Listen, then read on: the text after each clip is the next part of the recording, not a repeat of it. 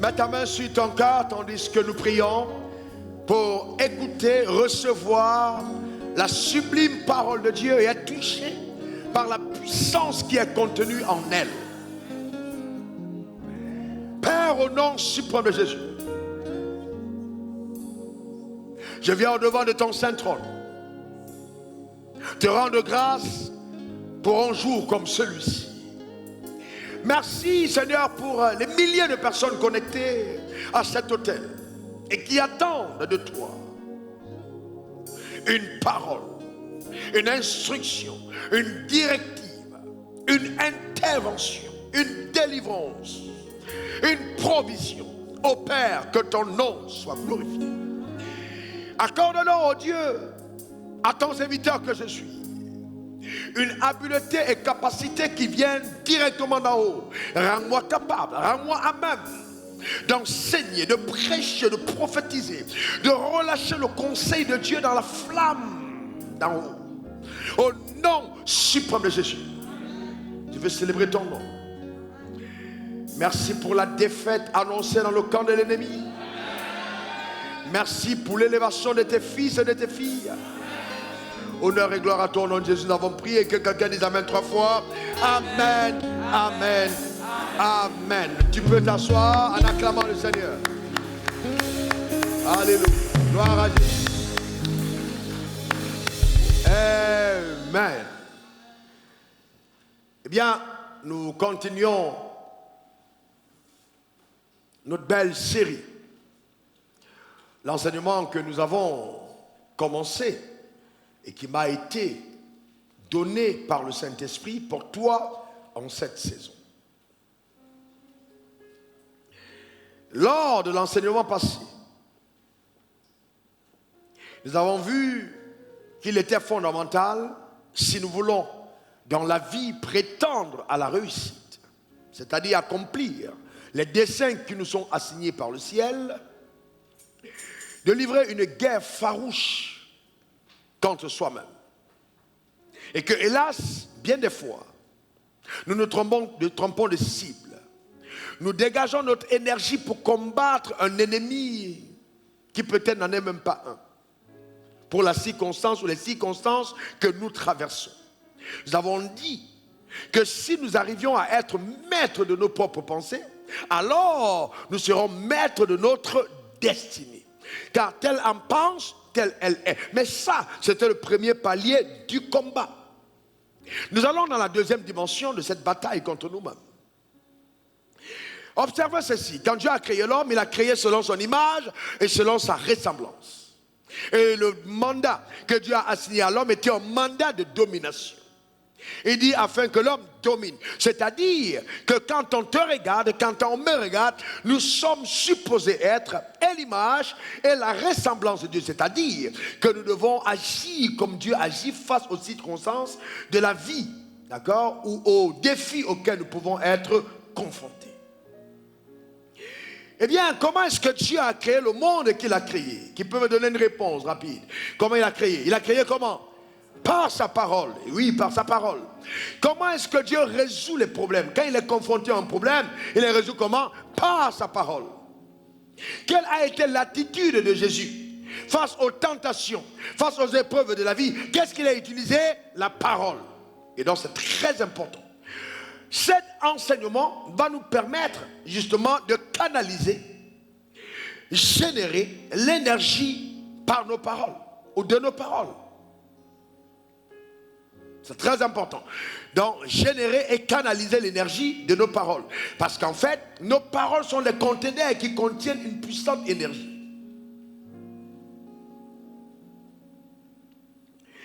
Et donc, souvent nous ne réalisons même pas que nos propres paroles sont celles qui nous empoisonnent la vie. Souvent, nos paroles sont celles qui nous créent des problèmes. Par tes paroles, il est possible que tu annules des décrets qui ont été relâchés depuis l'enfer. Par tes paroles, tu peux détruire toutes les réclamations des autels diaboliques. Parce que tes paroles sont chargées de puissance. La Bible dit, ou bien alors sont supposées être chargées de puissance. Dans Acte 1, verset 8, vous recevrez une puissance. Dis, j'ai une puissance. Oh, déclare-le encore, j'ai une puissance. Car je suis l'image et la ressemblance de Dieu. Dis encore, j'ai une puissance, car je l'ai reçue de Dieu. Vous recevez une puissance. Le Saint-Esprit survenant sur vous et vous serez mes témoins. Est-ce que vous savez que beaucoup de croyants succombent quand ils font face aux défis de la vie parce qu'ils ne savent pas comment utiliser justement les armes en leur possession? Un jour, après avoir contracté une affaire avec des personnes qui se sont opposées à moi alors qu'ils avaient totalement raison, ces personnes sont allées mystiquement, justement, faire des pactes et des hôtels, justement, contre ma vie. Comment est-ce que je suis? J'entrais dans ma chambre d'hôtel. J'arrivais à Douala, j'entre dans ma chambre d'hôtel au Cameroun. Et soudainement, je suis frappé d'un malaise. Et dans ce malaise, je sens mes forces partir. Et j'entends le Saint-Esprit me dire clairement, c'est comme ça que les gens meurent et on dit qu'ils sont morts de AVC. Dans l'information que le Saint-Esprit avait donnée, j'ai compris tout de suite que le Saint-Esprit me demandait de révoquer la situation présente. J'ai commencé à parler en langue. Rindo kata, brekoto kabrendo sakate kata. Mais je parlais faiblement. J'ai commencé à parler. Et quand je parlais, j'ai eu une vision. Et dans la vision, j'ai vu une grotte. Et dans la grotte, un cercueil. Dans le cercueil, et au-dessus du cercueil, j'ai vu, on avait mis mon nom, mais il y avait plutôt une tête d'un animal qui ressemblait à un agneau qu'on avait mis dans la grotte. Donc, et là, mon nom était dessus. Je savais que cet animal avait été sacrifié pour que je meure. Donc, c'était une incantation démoniaque. J'étais face à ce problème. Rindo shata breko brindo kata baboria kata. Et en un certain moment, j'ai entendu le Saint-Esprit me dire, retour à l'expéditeur. C'est-à-dire qu'en ce moment précis, je devais par mes paroles suspendre les activités de l'autel diabolique et engager l'autel du ciel. Mes paroles devaient être à même de ridiculiser l'enfer pour démontrer que Dieu est vivant. Et je dois déclarer retour à l'expéditeur. Que la personne qui m'a mise dans cette tombe soit enterrée à ma place. Et c'était terminé. Il n'y avait plus besoin de prier. Moins de 2 semaines plus tard, quand je suis rentré à Abidjan, j'ai appelé la partie adverse et j'ai dit à l'avocat, oh, c'est grave, parce qu'ils auraient pu peut-être gagner au tribunal en faisant des choses qu'ils veulent faire, mais en ce qui concerne le domaine spirituel, ils n'auraient pas pu y aller. Parce que c'est un territoire où je ne suis jamais perdant. C'est un domaine où je sors toujours vainqueur. Et puis, je dis bien, quelques jours après notre conversation, la personne qui était en face et qui était active pour pouvoir me causer des problèmes a eu mal à la tête et allait à l'hôpital, s'est assise sur le banc et quelques secondes après, elle est partie. Pourquoi? Parce que mes paroles ont déclenché quelque chose dans le monde surnaturel. Cet enseignement va te permettre de générer des paroles, amen, qui vont régler et résoudre les problèmes auxquels tu peux être confronté au nom suprême de Jésus. Donne-moi ton meilleur amen. Dis encore amen. Tu ne te plaindras plus en disant oui, mais je ne sais pas pourquoi je parle, rien n'arrive. Non, tu comprendras pourquoi. Tu comprendras aussi comment déclencher justement cette énergie. Un autre jour, je traverse le fleuve, l'océan, carrément, du Cameroun pour aller au Nigeria. Et je suis dans une pirogue à moteur. Nous traversons, je n'avais pas d'argent pour prendre d'avion à cette étape du ministère, il fallait passer par là. Ça coûtait moins cher. Environ 30 000 francs CFA, la traversée aller-retour. Nous allons en pirogue à moteur et nous arrivons vers le milieu de l'océan, nous voyons qu'il y a une pirogue qui avait chaviré, on voit des corps qui sont en train de flotter. Et donc là, je réalise vraiment que c'était dans une aventure périlleuse que je m'étais engagé. Nous continuons de progresser, la pirogue à moteur tombe en panne en plein milieu des mers. Donc ça veut dire que même si on te donne la vessie d'une roue, comme c'est comme proposé aux passagers comme gilet de sauvetage gonflé, tu sais bien que dans cette mer-là, tu n'atteindras jamais le but. Alors, tu vas être avalé, enfin pour une personne comme moi qui n'est pas un excellent nageur. Alors j'ai vu la pirogue était là, elle était stagnante, elle était là en train de bouger. Et là les vagues viennent, boum, la pirogue bouge de gauche-droite. Et le diable te dit c'est terminé. Si tu as dit que Dieu t'a appelé, tu as prêché l'évangile, tu es mort ici aujourd'hui. Quand tu commences à voir les corps que tu as vus quelques minutes avant, tu te dis c'est comme ça qu'on te verra demain. Et le Saint-Esprit en toi te dit, tu as l'autorité, tu as le pouvoir, tu as la puissance. Il faut adresser la situation. Et là, il faut parler à qui? À la pirogue. Il faut parler à qui? Au moteur. Et demander au moteur de redémarrer. Le gars avait tout essayé. Quand j'étais au fond de la pirogue, je me suis levé. J'ai mis ma main sur le moteur. J'ai dit, je vais prier. J'ai imposé ma main, j'ai ordonné. J'ai dit, moteur, redémarre. Au nom suprême de Jésus. Et le moteur démarre. Le gars fait, paf, ça ne marche pas. Je parle la deuxième fois. Il dit, ça ne marche pas. Je parle la troisième fois. Il dit, hé, marche, je t'ordonne. Il dit, après, écoutez-moi très bien. Dans la même pirogue où j'étais anonyme, où j'étais méconnu, les gens qui étaient assis ont commencé à se rendre compte que ce n'est pas parce qu'on est passager dans la même pirogue qu'on est même chose. Il y a les uns et il y a les autres. Cet enseignement va te permettre de te distinguer dans la vie, de passer à un autre palier, à un autre niveau. Donne-moi le meilleur des amens. La parole est puissante. Elle peut agir dans tous les domaines. Quand elle est proclamée avec connaissance, quand elle est affirmée avec autorité et foi, ça marche toujours. Ça marche toujours. Pourquoi donc après tant de livres que tu as lus, après tant d'enseignements que tu as écoutés, jusqu'aujourd'hui, justement, tu n'arrives pas à générer de la puissance dans tes paroles? Proverbe 18, verset 21. La mort et la vie sont au pouvoir de la langue. Quiconque l'aime en mangera les fruits. La Bible dit, la vie et la mort sont au pouvoir de tes lèvres. Ça veut dire que par ta bouche, tu peux déclencher la vie. Par ta bouche, tu peux déclencher le cycle de la mort. Donc ta bouche a la capacité soit de te faire vivre, soit de te faire mourir. C'est très important.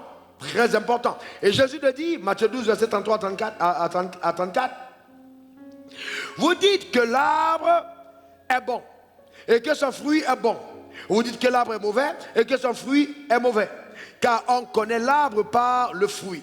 Race de vipères, pourriez-vous dire de bonnes choses, méchants comme vous l'êtes, car c'est de l'abondance du cœur que la bouche parle. Ici, Jésus montre quelque chose d'extraordinaire et de fondamental. Voyez-vous, ce qui est régulier sur votre langue, ce que vous confessez régulièrement, c'est ce qui habite votre cœur. Donc, au lieu simplement de se soucier de dire des choses, il faut d'abord se préoccuper de les avoir pensées au préalable. Car ce qui t'habite dans le cœur finira de sortir par ta bouche. C'est pour ça que quand vous côtoyez des gens, quand vous vivez avec les gens, le menteur est celui qui oublie ce qu'il dit. Et les gens vont toujours finir par vous dire ce qu'il y a dans leur cœur, si vous êtes autour d'eux régulièrement. Car c'est l'abondance du cœur que la bouche parle. Donc il faut faire attention à ce qu'on laisse dans notre cœur, car vous allez ressembler aux paroles que vous confessez régulièrement.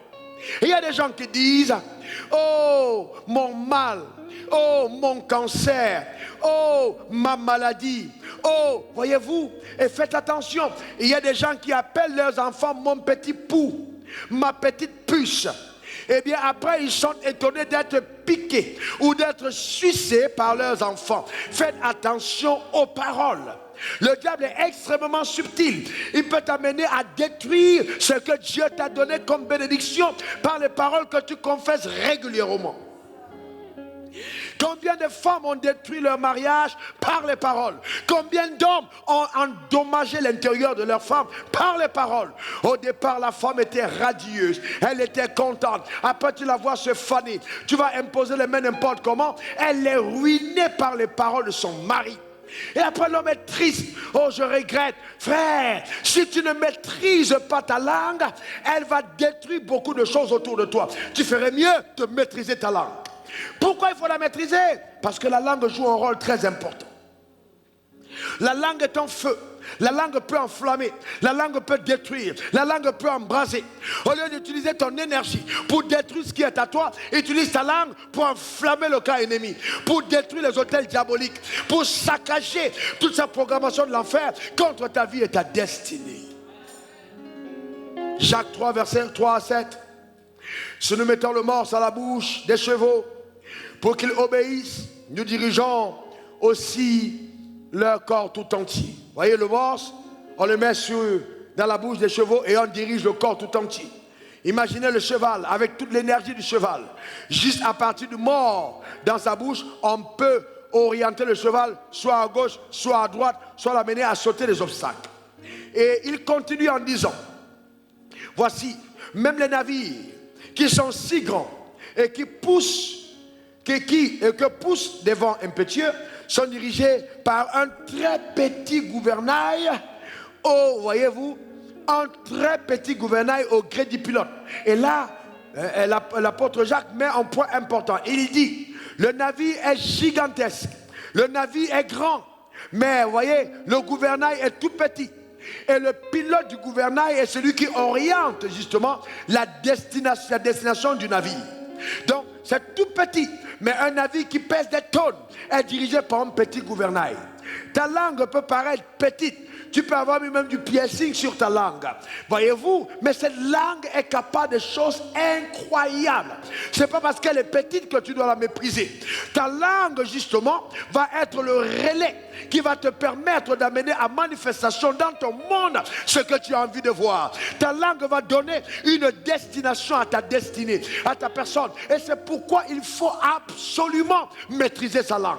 Beaucoup de personnes n'arrivent pas à maîtriser leur langue. C'est pourquoi vous allez vous rendre compte que les personnes qui vivent dans l'immoralité, les personnes qui sont infidèles à Dieu, généralement parlent beaucoup pour ne rien dire. Quand il y a des gens qui sont toujours en train de critiquer, les gens qui sont toujours en train de vouloir se faire voir parce qu'elles disent, leur vanité s'exprime par leurs paroles viles. Il ne vous est pas arrivé d'être à côté des gens et puis la personne parle, elle sent bon mais elle sent mauvais en même temps.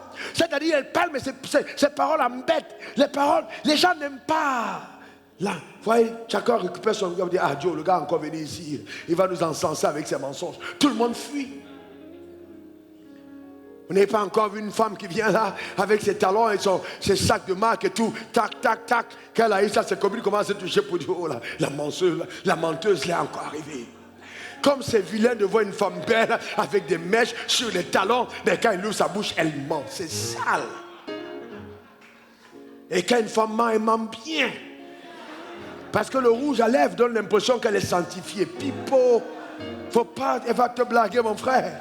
Il faut faire attention. La langue est ton feu. La langue peut enflammer ta destinée. Imagine un seul moment quand on commence à repérer. Tu es dans une église, tu es dans une communauté, dans une société. Tu es belle, tu es distinguée, tu es beau. Mais on commence à croire. Tout le monde commence à se rendre compte que tu es un menteur. Parce que tu n'as pas maîtrisé ta langue. Ou alors que tu parles pour dire n'importe quoi. Tu es un VI.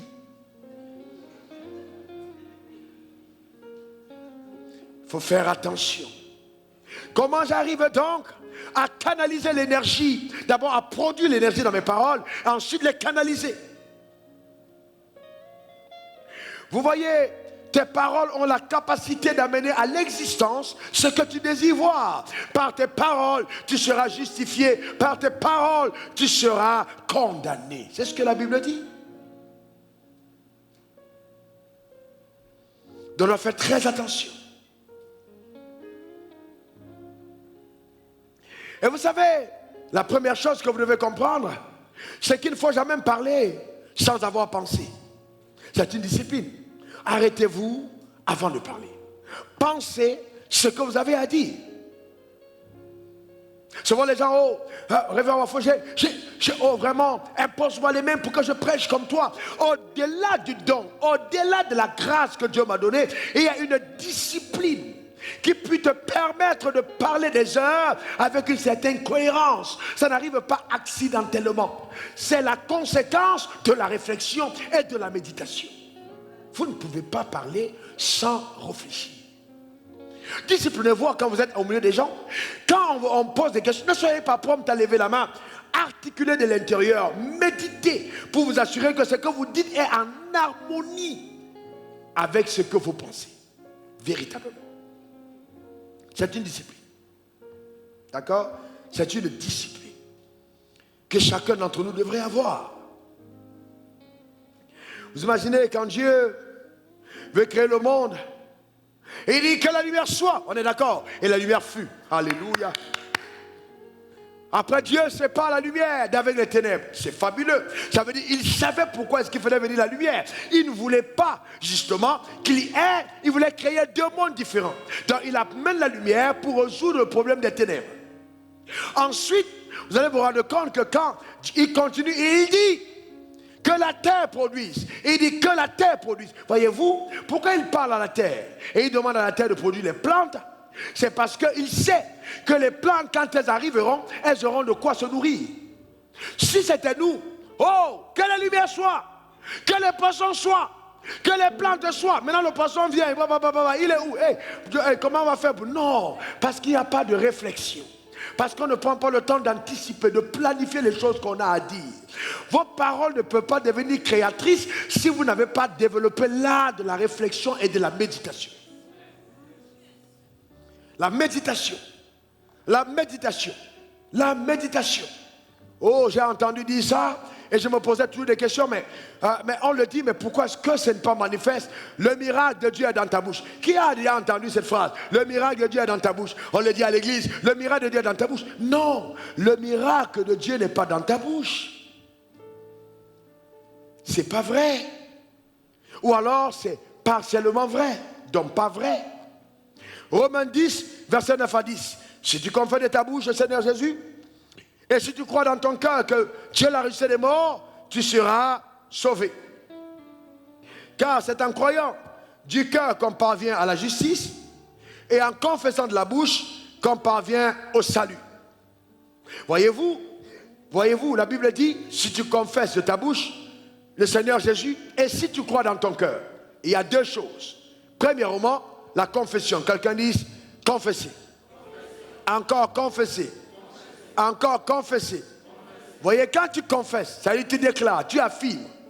Mais vous voyez, on peut être 10, on déclare la même chose, mais les 10 n'ont pas le même résultat. La différence vient de quoi?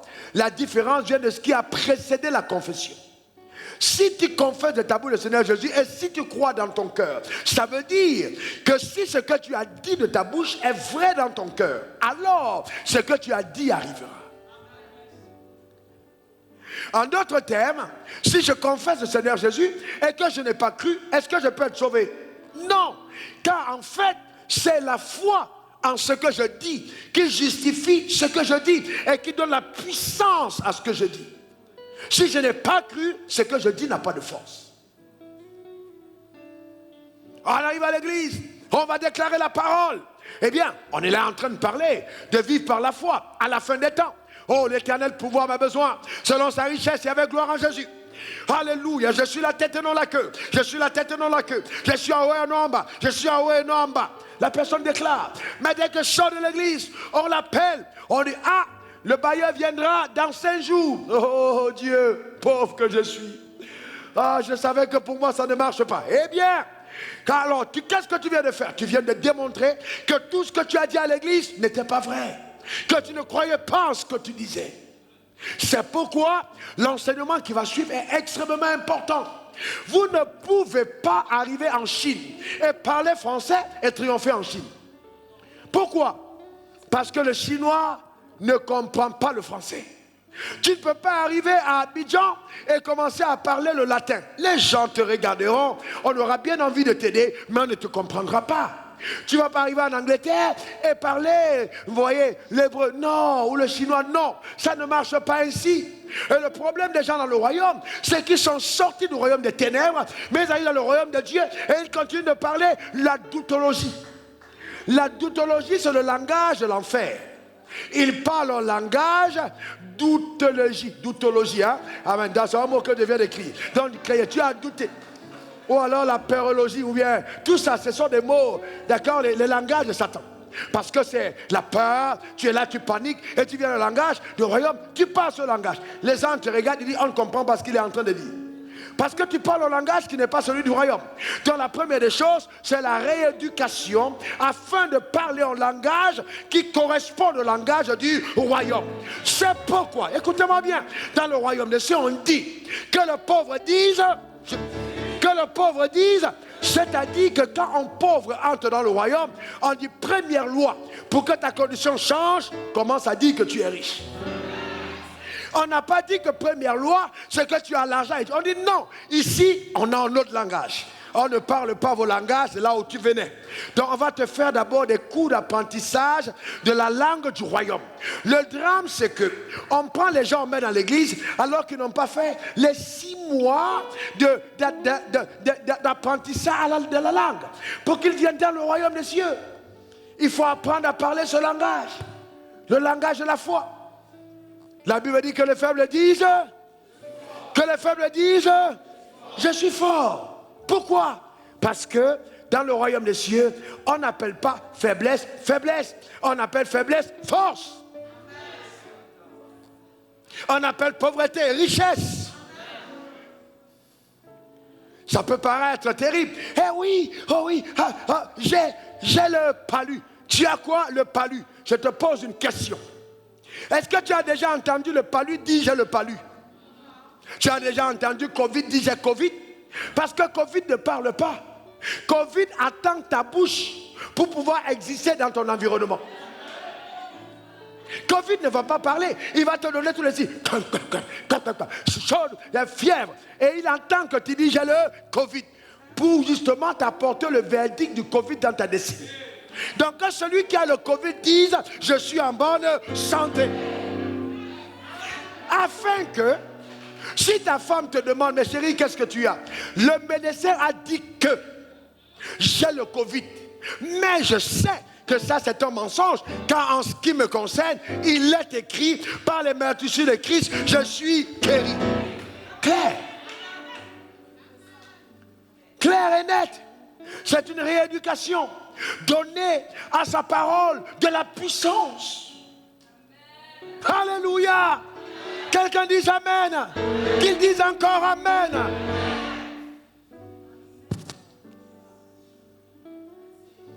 Bon, jeune dame, comment ça va? Super bien. Je peux avoir ton numéro de téléphone, ma soeur? Pas de souci. Ça va, mon frère, que Dieu te bénisse. Ah, est-ce que tu es marié? Eh bien, oui, je le suis en Christ. Ah, mais je ne vois pas ton alerte. T'inquiète pas, mon mari est en chemin, il est en train de venir. Est-ce que tu es en train de loyer l'homme qui va t'épouser? Non. Tu es simplement en train de dire que tu n'es pas prêt à accepter celui qui n'est pas prêt. Et que tu n'es pas l'objet de jouets ou de jeux. Non. Mais tu es une femme déterminée. Une femme qui croit en son Dieu. C'est pas parce que 10, 15 personnes sont en train de te breaker dans ton, de te draguer ou de te faire la cour que tu es belle. Non, c'est pas vrai du tout. Ça peut signifier que tu es trop légère. Parce que vous allez vous rendre compte que quand les mouches volent, elles se posent sur des viandes qui ne sont pas chaudes.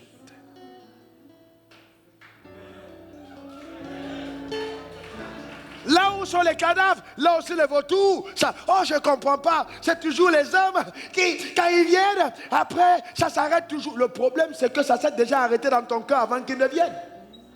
Les paroles que tu déclares, ce que tu confesses, peuvent éloigner toutes les bénédictions les plus extraordinaires que Dieu a envoyées vers toi. Et il y a des gens, quand vous les côtoyez, ils sont ennuyeux. Et non seulement ils sont ennuyeux, mais ils sont des décharges d'énergie. Quand vous les côtoyez, vous sentez qu'une force est en train de vous quitter. Parce qu'ils sont tellement négatifs que personne ne s'épanouit à côté d'eux. La confession de nos paroles, ce que nous disons. C'est très important de faire attention. Et on croit, et c'est à tort, que oui, il n'y a que les pasteurs qui peuvent opérer dans cette dimension. Le diable a fini par faire croire aux croyants que non, dans tous les cas, oh, si c'est Papa Wafo qui a prié pour toi, ça marche. Mais je veux te dire qu'on a reçu la même puissance. Vous recevez une puissance. Le Saint-Esprit survenant sur vous, dont la puissance de Dieu est en toi. Déclare-le, la puissance de Dieu est en moi. Déclare-le. Encore. Déconfesse-le. Alléluia. Le Saint-Esprit me rappelle un témoignage d'une dame. On était en évangélisation en Sierra Leone. Cette dame est venue, son fils paralysé depuis 14 ans.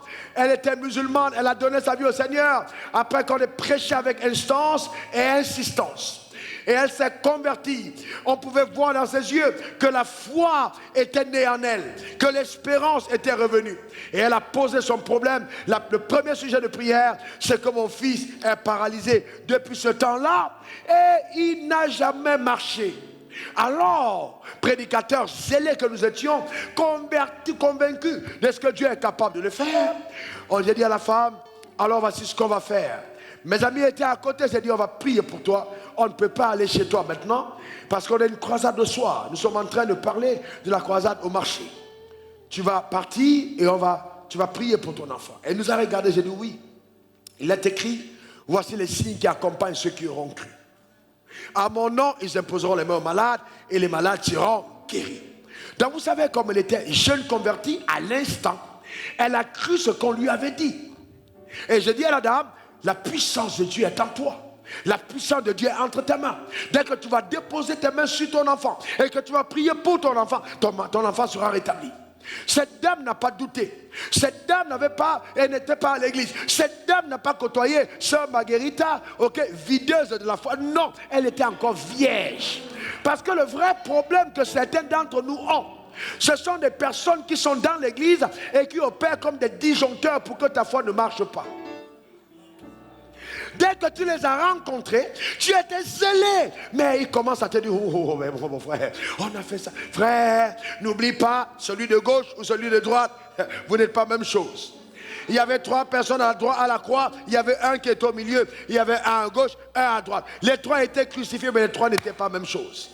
Et il y a un qui avait la capacité de vaincre la mort et qui l'a démontré. Et il y a un autre qui pouvait s'agreffer, s'appuyer sur la foi de celui du milieu et aller au ciel avec lui. Et il y a un autre qui pouvait se perdre par ses propres paroles et il s'est perdu. Donc faites attention. Il ne faut jamais permettre à ceux qui t'entourent, à ceux qui sont tout autour, de polluer tes convictions. Parce que s'ils polluent ton cœur, ils affaiblissent tes paroles. Oh, tout le monde fait ça. Si tu ne vas pas aller sous les tables, ça ne va pas marcher. Non, lui est un homme d'affaires corrompu, tu n'as pas besoin d'être comme lui. La preuve, il a tout corrompu. Son langage, tout est corrompu en lui. Ne le suis pas. Mais il prie, pasteur. Mais il chante, pasteur. Ça ne veut rien dire. Non, du tout. Votre spiritualité ne s'exprime pas par votre capacité à rester dans la prière pendant 5 heures. Mais par votre habileté à parler le langage de Dieu quand vous sortez de sa présence. C'est ça qui montre que vous êtes spirituel. Parlez le langage de Dieu quand vous êtes sorti de sa présence. Sinon, tu vas saluer Marie, tu vas saluer Wafo, tu vas dire bonjour à papa Yahweh, bon papa God, ta vie ne va pas changer. Ce n'est pas ça qui change ta vie. C'est ta capacité à maîtriser tes paroles. D'accord? C'est très important. La femme est partie. Et voici comment elle nous a quittés. Et regardez, la puissance de Dieu entre mes mains. La puissance de Dieu entre mes mains. La puissance de Dieu entre mes mains. Donc elle partait et elle confessait en le déclarant la puissance. Donc pour elle, c'était une puissance qu'elle a reçue. Donc si elle se met à tourner en rond, peut-être la puissance va fuir. Donc elle est allée directement chez elle, la puissance de Dieu entre mes mains. Donc quand elle a secoué son enfant sur le lit, et elle lui a dit, on m'a donné la puissance pour te guérir, elle a contaminé son enfant par ses déclarations. Et le même soir à la croisade, pour raccourcir le témoignage, la femme est revenue avec son fils qui marchait. C'est extraordinaire. Vous voyez, Dieu fait des choses qui peuvent nous étonner nous-mêmes. Nous-mêmes prédicateurs, on s'est regardé pour dire waouh, waouh. C'est-à-dire en donnant le conseil. Amen. Peut-être on pouvait se dire dans tous les cas, bon, on a évacué un cas difficile. Mais elle a pris la parole et elle a dit, ça marche. Et ça a marché. Je suis en train de te dire, ça marche. Et ça va marcher. Donne-moi ton meilleur amen. Dis encore amen. Voyez-vous, frère, ça marche. Je vais vous enseigner quelque chose qui va vous aider. Et qui va beaucoup aider. J'étais à Adien à l'époque. Ma maison coûtait 90 000. Et j'avais 15 000 francs de salaire.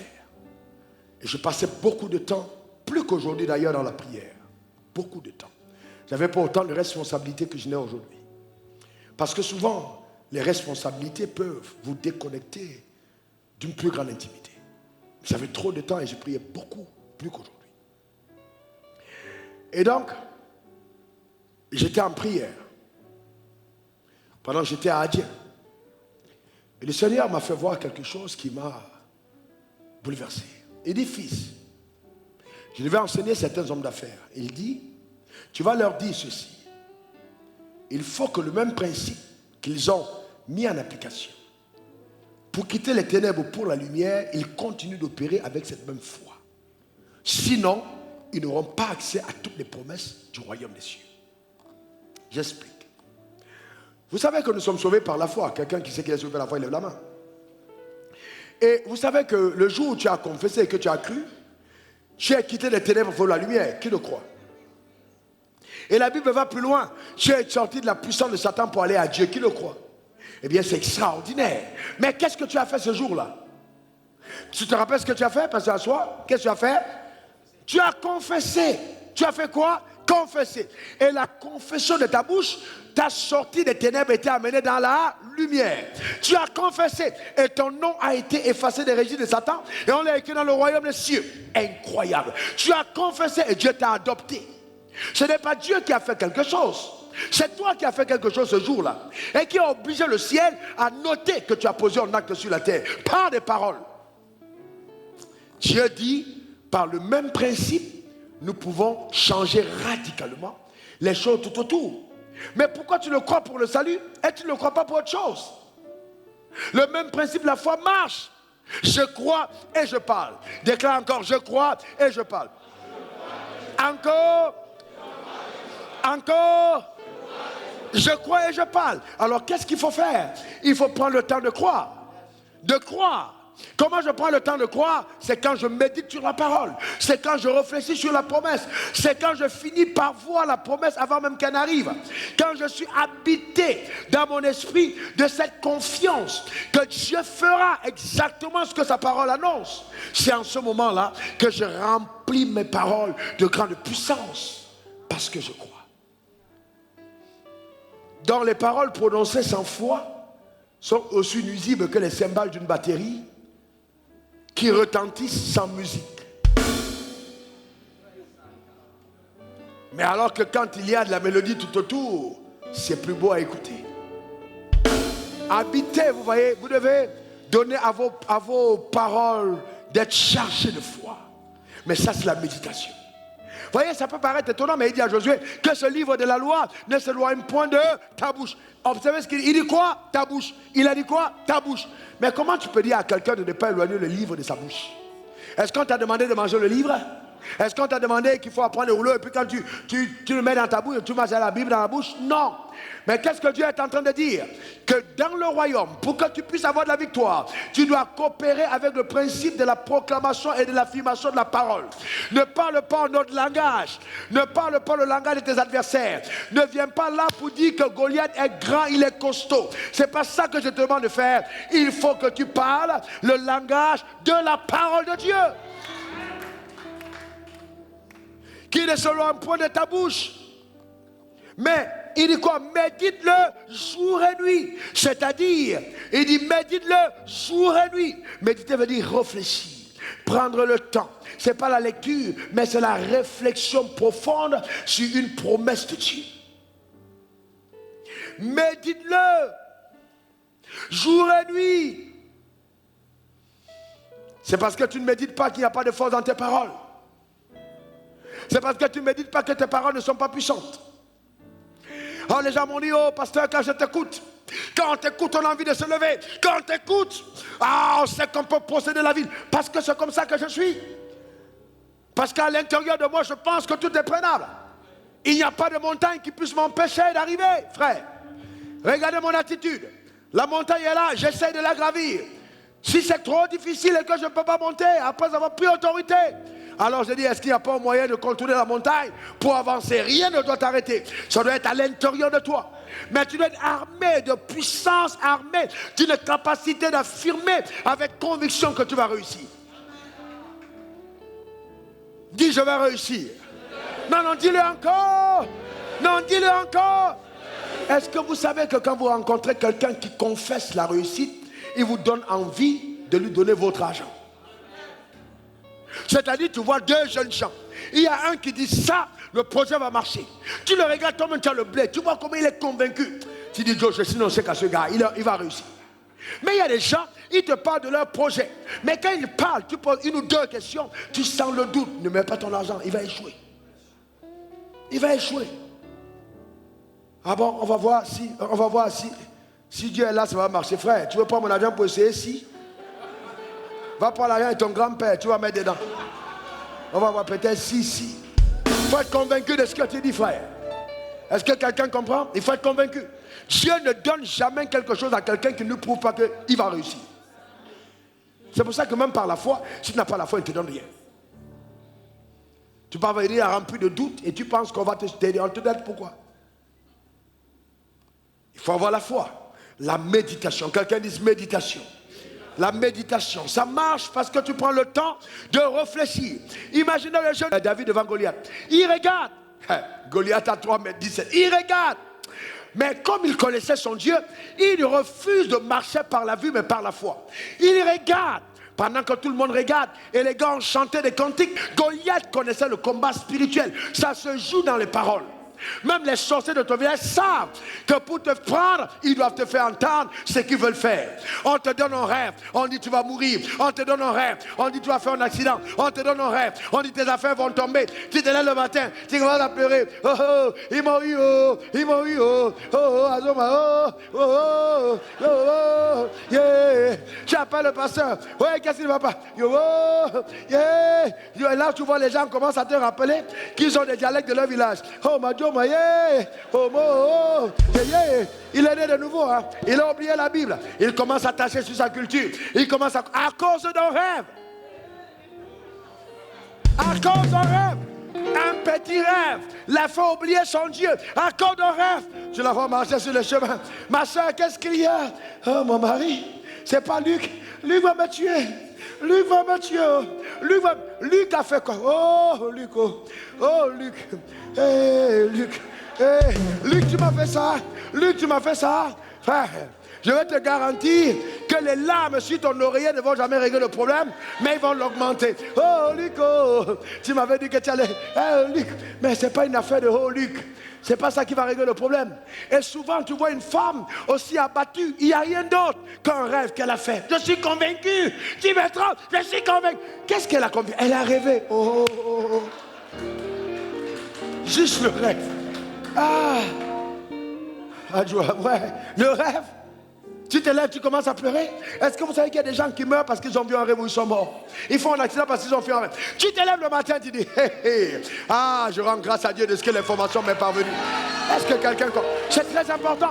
Je rends grâce à Dieu de ce que l'information m'est parvenue. Si encore cela m'était caché, mais comme Dieu me l'a révélé, Satan, je veux te dire, tu perds ton temps.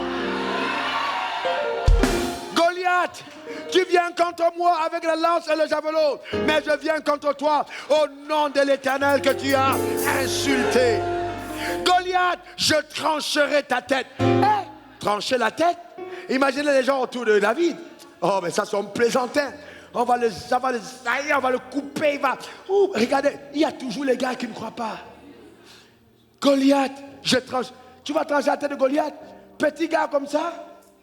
Saül même le regarde, il dit Joe, pour gagner un peu en temps, prends mes armes, porte-le. Il sait qu'on va le lessiver. Hein? Parce qu'eux, ils regardent à 3,17 m, il est trop costaud, personne ne peut le détruire. Mais David est dans une autre fréquence. Il le perd dans la fréquence de la foi. Quand il le regarde, il le voit tellement grand pour que personne ne rate. Parce qu'avec la fronde, s'il peut tuer un oiseau qui est tout petit à 100 mètres, ce n'est pas un géant costaud de 3,17 m qui peut rater avec la fronde. Il s'est tellement entraîné dans les petites choses que la grande chose qui se présente devient petite à ses yeux. Que cela soit ton partage. Goliath, je trancherai ta tête. Quel est le Goliath qui est devant toi? C'est la pauvreté, c'est la maladie, c'est le Covid, c'est le mariage. Je trancherai ta tête. Et généralement on va te dire, mais tu n'as pas d'épée. Non, parce que ton adversaire a déjà préparé l'épée avec laquelle il va périr. Tu n'as pas le temps de limer les épées, parce que ton épée c'est la parole de Dieu. Quand elle va partir, zat, elle va le faire tomber et toi tu vas récupérer l'arme avec laquelle il voulait te terrasser. Afin que même si on amène l'avocat révérend Hervé pour constater qu'on puisse dire que c'était une légitime défense. Parce que naturellement tu n'avais pas d'arme et ta vie a été mise en danger par un géant qui se présentait avec une grande flèche. Mais comme il t'a raté, tu l'as décapité. Je suis en train de dire à quelqu'un que celui qui a osé attaquer ta destinée sera décapité. Donne-moi le meilleur des amens. Dis encore amen. Les confessions de notre bouche. Lève ta main vers le ciel et répète après moi ces paroles. Seigneur Jésus, merci pour la victoire de la croix. Je décrète, je déclare et j'établis sur ma vie que le langage de Dieu, le langage de la parole sera constamment sur mes lèvres.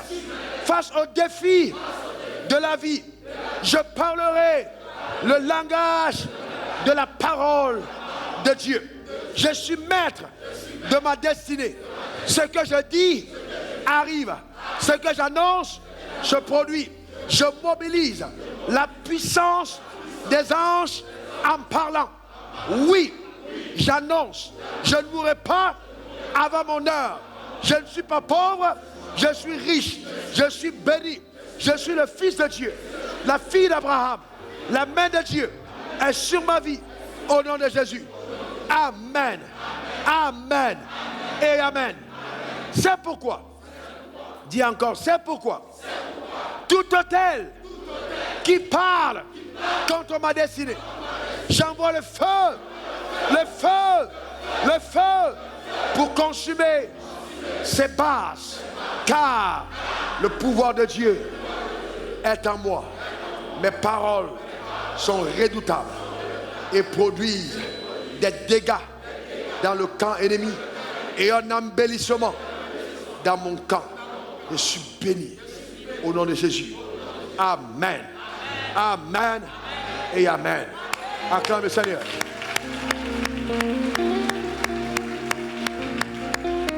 Alléluia.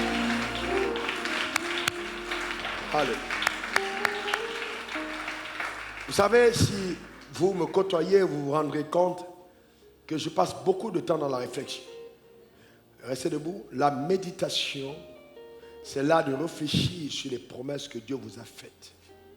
Elles peuvent ne pas être visibles territorialement, elles peuvent ne pas être visibles aux alentours, mais elles sont vraiment présentes au ciel.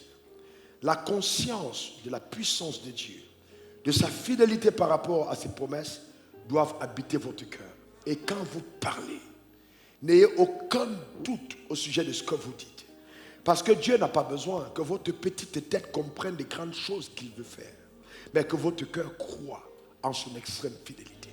C'est ainsi que vous donnez de la force à vos paroles. La force, même quand vous avez parlé et que, apparemment, les choses ne sont pas arrivées comme vous l'avez déclaré, continuez de déclarer et de rendre grâce à Dieu, car il est fidèle. Que Dieu bénisse ton âme et ta vie. Que sa main soit sur toi. Acclame le Seigneur. Alléluia.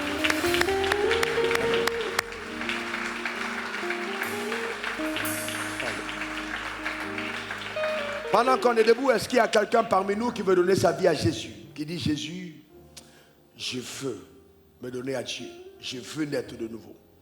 Peut-être que tu viens à l'église depuis longtemps, tu es connecté depuis longtemps, mais tu dis, je veux faire cette belle expérience de la nouvelle naissance. Lève ta main, je veux prier pour toi. Oui, lève ta main. Alléluia. Gloire à Jésus. Répète après moi ces paroles. Seigneur Jésus, répète là où tu es. Seigneur Jésus, je te donne mon cœur. Je te donne ma vie. Change-la. Je crois que tu es mort pour moi. Oui, tu es mort pour mes péchés. Écris mon nom dans le livre de vie, car aujourd'hui je divorce avec le diable au nom suprême de Jésus. Amen. Amen et amen. Je voudrais que vous puissiez leur donner des fiches. C'est très intéressant qu'elle puisse les avoir. Et donc, par la grâce de Dieu, au nom suprême de Jésus, nous allons prendre ces fiches et vous suivre. D'accord? Est-ce que je peux voir le protocole avec des fiches? Levez, maintenez vos mains. Levez. S'il vous plaît, dépêchez-vous. Que Dieu vous bénisse abondamment. On peut s'asseoir dans sa glorieuse présence. Alléluia. Merci Jésus.